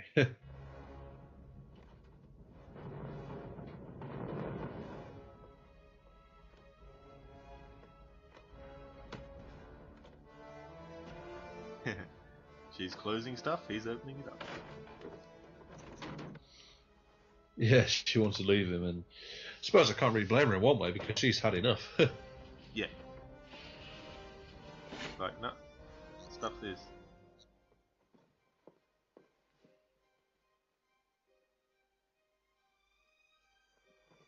It's interesting as well because I think Kenneth Branagh in this film, he would sort of like been more closer age-wise to how Frankenstein originally was in the original story.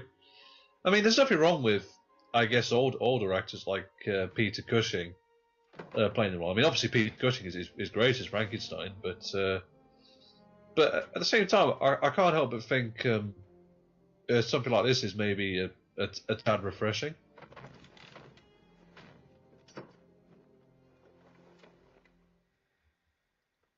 Yeah, I mean, I kind of think of it like, it's like, is it that much of a big deal, really? Like, to have him be younger? I mean, it's not like he's a 10-year-old.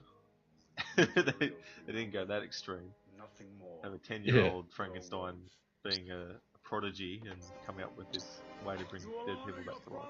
I will not. Yeah, and in the version of the story I read, the monster decides. Oh, actually, no. I think it's Frankenstein who decides that he's going to use parts of his dead sister to sort of like make a bride for the monster. Whereas, obviously, in this film, it's the monster who says, "Oh, I want you to use your sister." Yeah. It's like it gets the same result, but it's just a different, you know, different character pushing for it to be that way.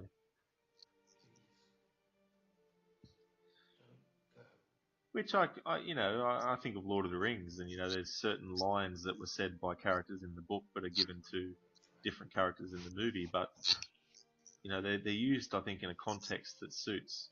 So it's kind of like I don't think it's a thing to get upset over. Not really, no. Same with who saves Frodo, to take him to Rivendell. In the book it's Glorfindel. In the Bakshi thing, it's Legolas, and in the Lord of the Rings movies, it's Arwen. It doesn't really affect much. Frodo still gets to Rivendell. Yeah, and obviously in this film, it's still like Frankenstein's unfortunately like deceased sister who's going to be used as the basis for. That's going to be used as the basis for Frankenstein, the creature's bride. That's it. I mean, it's not like the monsters decided, it's going to be, Elizabeth who's going to get, killed and then used. But imagine that. Imagine what kind of revenge that would be. On Frankenstein. It's like, no, I'm going to make you kill your, the woman you wanted to marry, and then, have her become my bride. That would have probably added a bit more of a even darker element to the story, but I don't know how that would play out. Well, Rod, you haven't seen this film for a while, have you? No. Well, I'm not going to say anything. Let's just say that you're onto something there.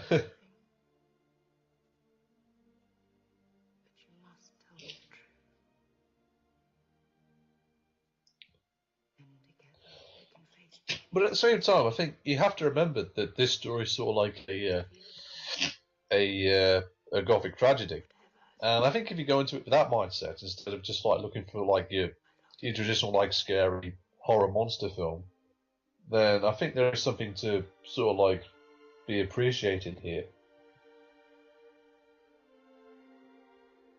There is, and sometimes I think that a response that you have to a movie, you might watch it one day and you might be like, I don't know if I like it. But you might watch it another day, and because maybe something happened that day that, changes your mind. Like you might be watching the movie in a different light. you might be more receptive to it. So I think, maybe it's one of these movies that should be given another chance if someone's only seen it, years and years and years ago. Just to give it another look. They might not change their mind, but maybe they will. And I think that's a good thing, like, when it comes to changing your opinion on a movie, I think it's good if it comes naturally. Like, if you watch a movie and don't like it, and then someone does like it, and then you change your mind just because the person that, likes it. I think that's a bit of a fake thing, But if you genuinely watch it again and go, you know what, I actually like this movie now, I think it's better. Yeah.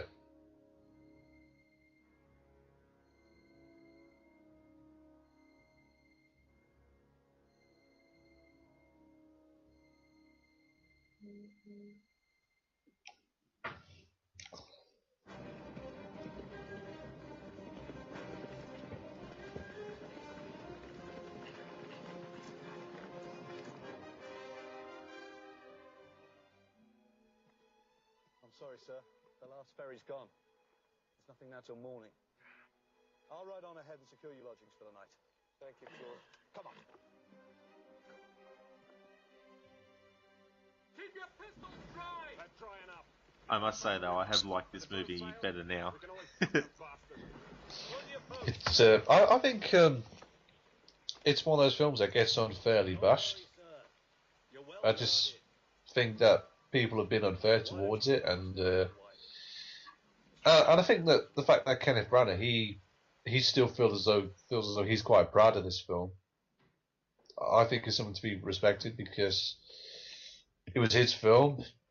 Every single decision he made was his own. No one said to him, "Oh, you've got to do this, do that. You've got to have the monster do this or whatever." It's just like, no, he's not. He hasn't blamed anyone else for how it turned out. He just, he still stands by it and doesn't really care if people don't like it or not. It just, he feels as though it's, I think he's one of those directors who decides if he did a good job or not, and he maintains that the work he did on this film was quite good.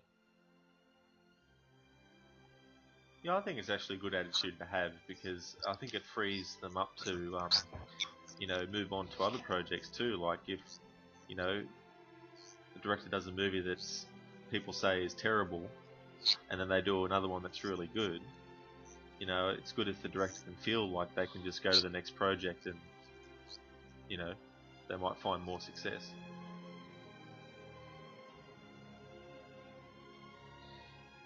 Yeah, this film is also a bit of a love story as well. Yeah, it's certainly got that element to it. So I guess you could argue that one reason why people don't like this film is it just wasn't what they were expecting, and well, isn't it a good thing when a film kind of subverts your expectations and does something good in a different way? Yeah, and it's another thing where there's been so many iterations of this story. It's like, why not do one that's a bit truer to their source material?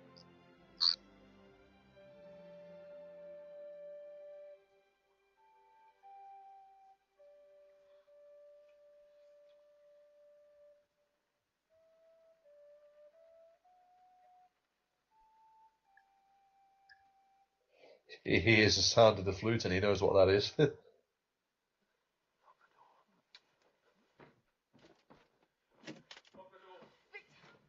saw him in a flash of lightning. He vanished toward the lake. You two stay here.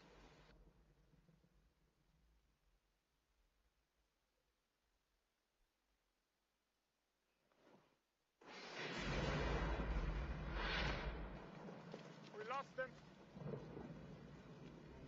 Elizabeth! Don't bother to scream.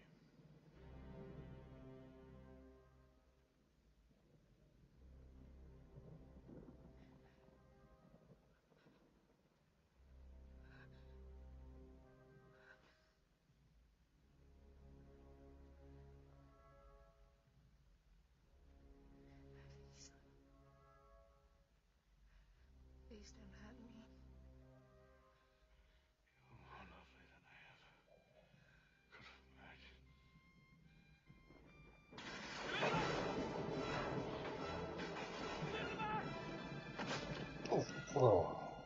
Yeah, I always feel sorry for Elizabeth. Ooh, yeah. Yeah. I keep my promises.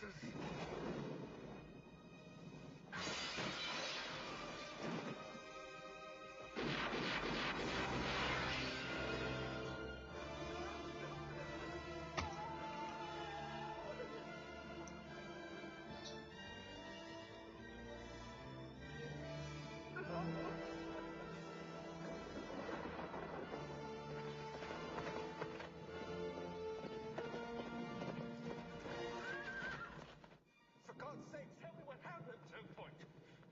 I know what I have to do. God, no, Victor, you can't do this. I won't let you. She's gone. I love her. What would you do? Leave her in peace. Peace? You call this peace? You think my father wouldn't have done this for my mother? Your father's dead. Then there's nothing left to lose. Yeah, this entire third act is quite suspenseful and just never lets up, really. Yeah.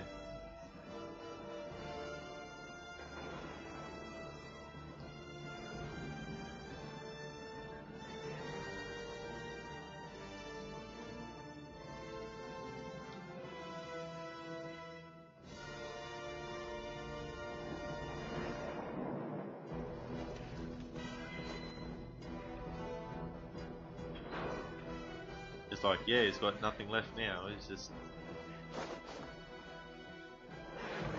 gonna go for it.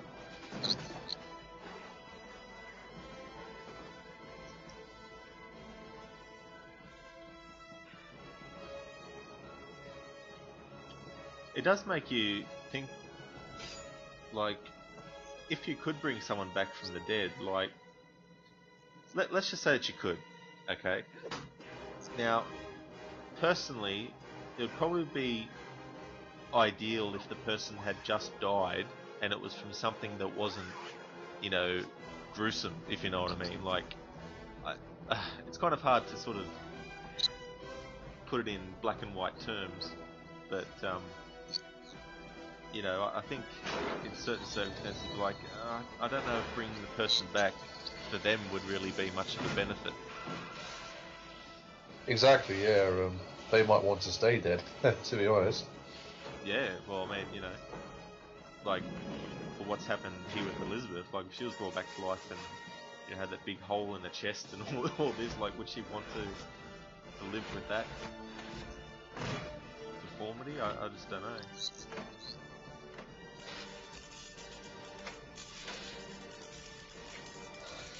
It's interesting as well because in the original story, well, at least the version that I read, it's not Elizabeth who Frankenstein brings back to life, it's his sister.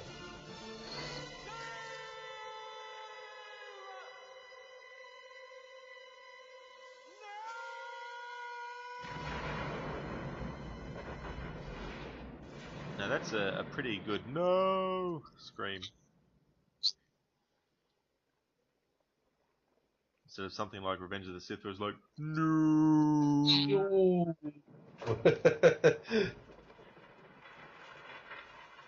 And just to go on a tangent for a second too, like when Luke yells out no in A New Hope, when Obi-Wan Kenobi dies, like I've always thought that was a pretty good, you know, no, that's not a, you know, an unintentionally humorous one.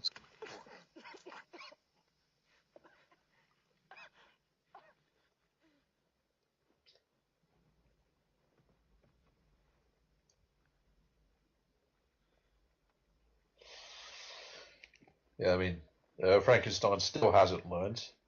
No.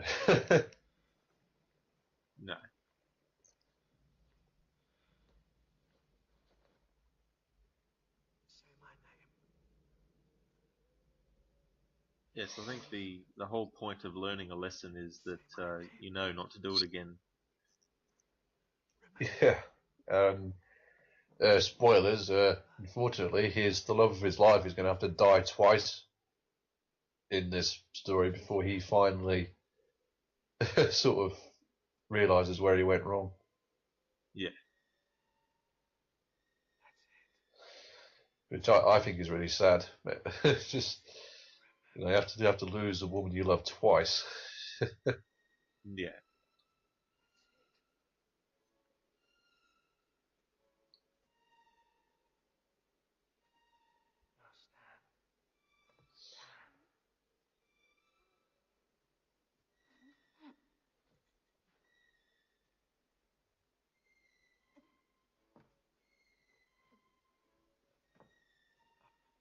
Yes. Yes. Yes.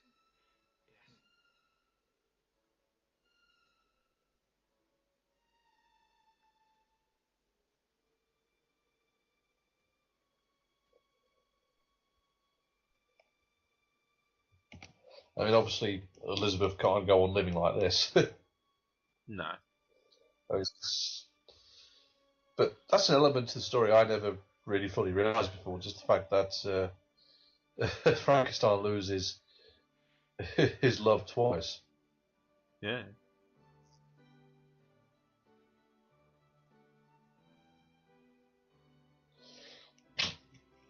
I mean, I just think that's really good storytelling, personally.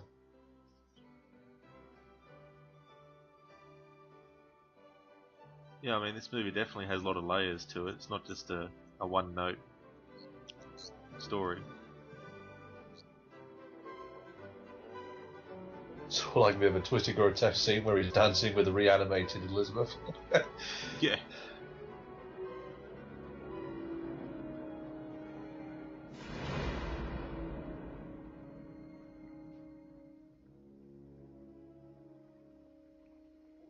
She's beautiful. She's not for you. Come. Elizabeth? Say my name.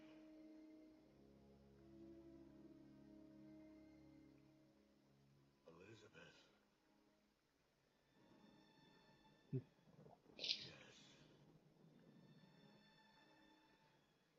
Elizabeth!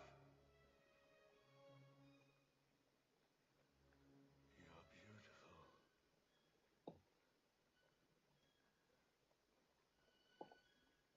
Say my name. Really good makeup jobs in this.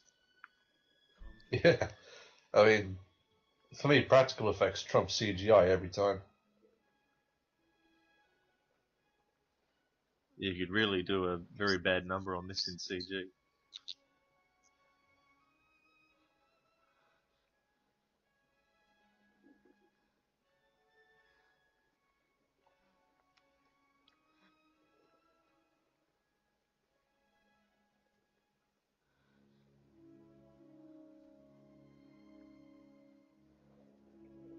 Yeah, that revenge that you mentioned earlier, Rod, has in one way kind of come true.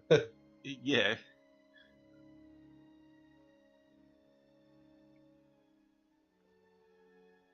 What have you done to me, Victor?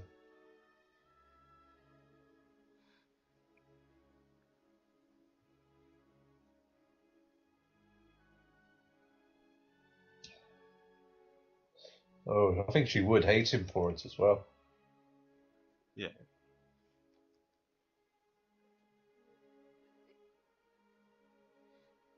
I guess the other way you could look at it too is he brought her back to life out of selfishness. Definitely. I mean, he's definitely a selfish character. You're mine. Like his selfishness, I think, has always sort of like been like the main driver of this story. Yeah.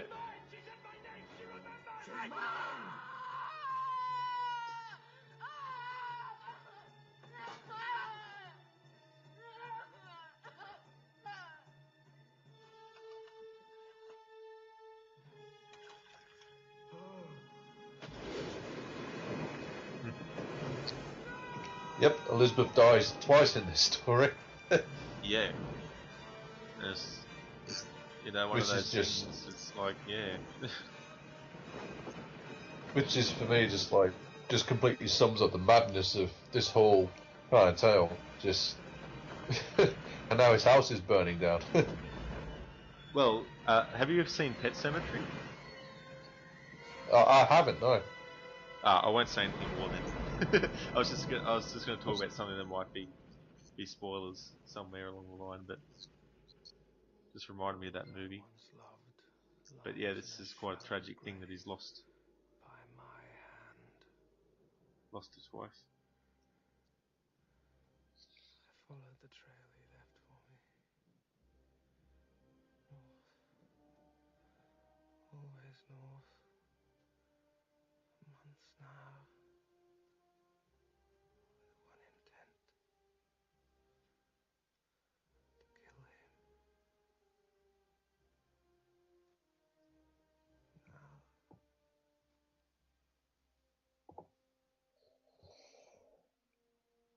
Well, for me, I think it just, like, as you said, it adds more layers if the story is more tragic, and it quite literally took Frankenstein's love to die twice, okay, twice in this story for him to realise, oh wait, no, hang on a second, maybe what I was doing was wrong. Yeah, I mean, it's one thing to sort of think of the positives of bringing people who are dead, back to life, but it's like you got to think of other things besides that too. It's kind of like, what could go sour if you are successful. It's not all gonna be sunshine and roses after doing it. No, it's not.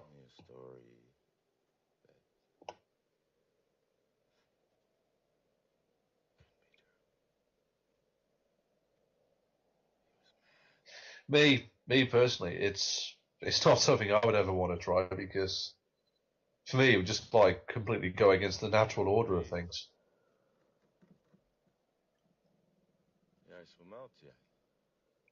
And I think, like, and I do personally feel that like this whole story is sort of like a warning against anyone who wants to try and just like mess up the natural order and natural balance and think, oh yeah, I'll play God, I'll conquer death. Yeah, conquer death, which is sort of just one of those things which I don't think should be messed with at all. No. Who are you?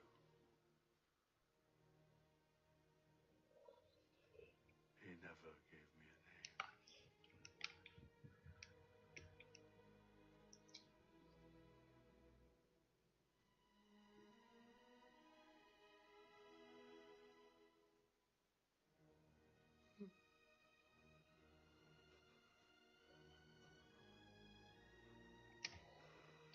It's funny, this actor here reminds me of Terry Gilliam.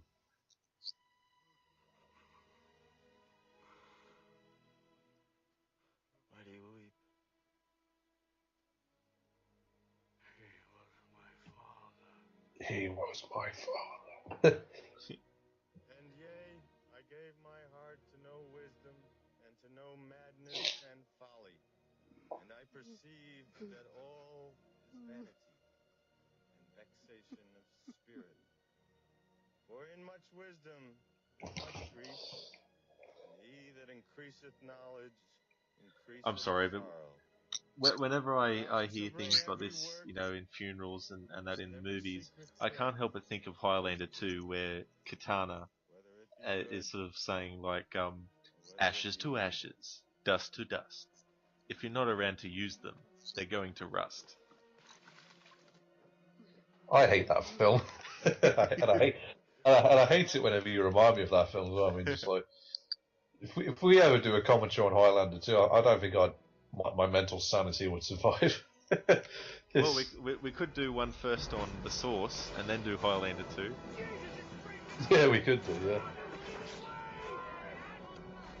And of course, the ice is breaking, which is going to free up the ship and allow them to keep sailing on. And I think, yeah, the creature dies as well.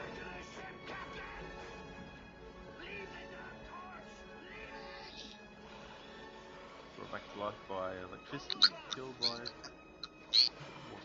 I am done with man.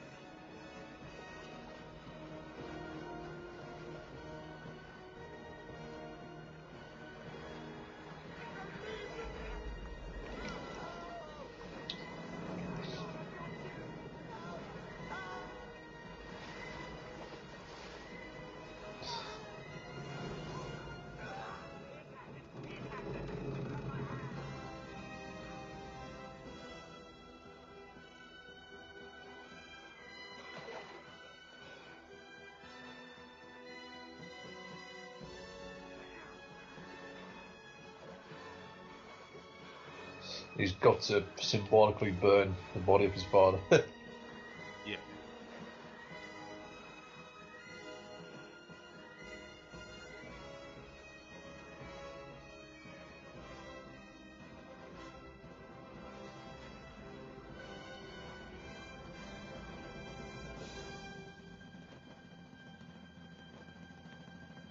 Give a Viking funeral.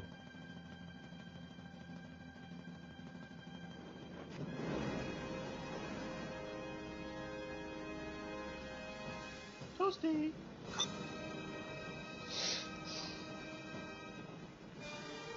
And again, I'm thinking to myself, why do people hate this film again? It's just such a. It's got a good beginning, second and third act. Where to now? Yeah, I don't really understand why it's hated. I mean, hate is a very strong word to use for a film. I'd use it for things like Mortal Kombat Annihilation. Um, which is more than understandable, to be honest, because that film is crap. very much so. But yeah, I wouldn't say this movie falls into the hate category.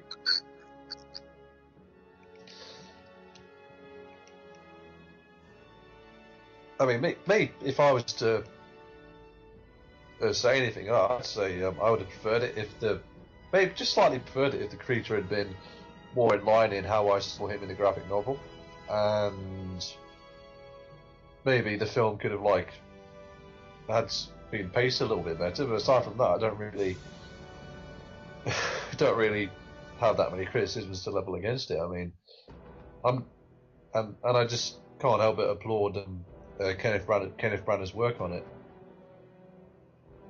Oh, absolutely. And I didn't realise that Frank Darabont had something to do with this too. Yeah, he wrote the screenplay. Awesome. So, what are your general thoughts then, Rod? Okay, well, my general thoughts on this movie is that I think it's a pretty good movie actually, and I enjoyed it a lot more on this viewing, being an adult now and being able to appreciate other aspects of this movie that I didn't notice before, which is of course things about obsession that Frankenstein has and those sorts of themes. And yeah, I'd say Robert De Niro does a pretty cool job as the Frankenstein's monster, and I like the design, the makeup work, and that kind of thing. A lot of good actors, and yeah, so I'd definitely give this a really good rating. I'd probably give this a 8 out of 10. Me, I'll probably give it like a 4.5 out of 5, and I understand if it wasn't sort of like people's tastes, but I think if you judge it purely on its own terms, then there is sort of like a film to be respected, and Kenneth Branagh's quite proud of his work on it, and I love the score by Patrick Doyle. I love just about every single actor in it, and for me, it's just one of those films where it's not a masterpiece. I mean, I'm not saying it is, but it's just a good take on the Frankenstein tale. And that's it for Horror Month now. I mean, I don't think we're going to be able to fit in any more. We would have done more, but I wasn't able to do many more for various health reasons. But we hope you enjoyed the ones that we did do, and we'll see you next year. Absolutely, and yeah, go check out our other audio commentaries that we've done throughout October, and look forward to more before this year is out and next year as well. Definitely, yeah. So this is Amadeus Dredd and Rojira signing off. Adios.